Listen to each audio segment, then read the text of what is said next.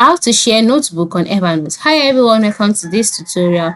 In today's tutorial, I'll be showing you how you can share notebooks on Evernote. So just follow through to the end. The first thing to do is to log in into your Evernote account, just like I have done here. And then once you're logged in, you'll be brought to the page where you would see all of your notes, right? And then you'd also see the customize option by the top right corner of the screen, and then by the right side of the screen as well, you would see your scratch pad.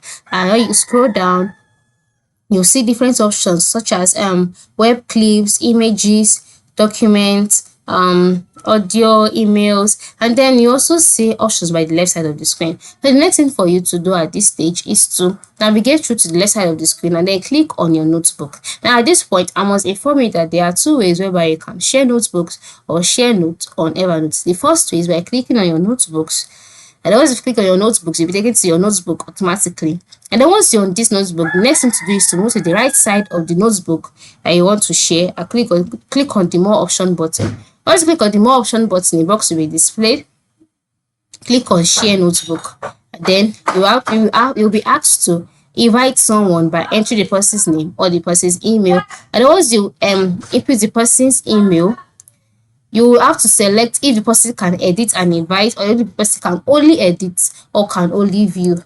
All right, so once you type out the email of the person, as I'll be doing here.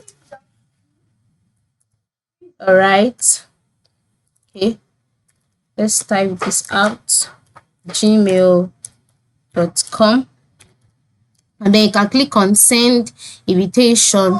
All right, just click on send invitation, and then once you click on send invitation, the invitation will be sent to the person and be shared with the person automatically. Then the second way is by going to your note itself, and then once you're on your notes page, you'll see the option share here.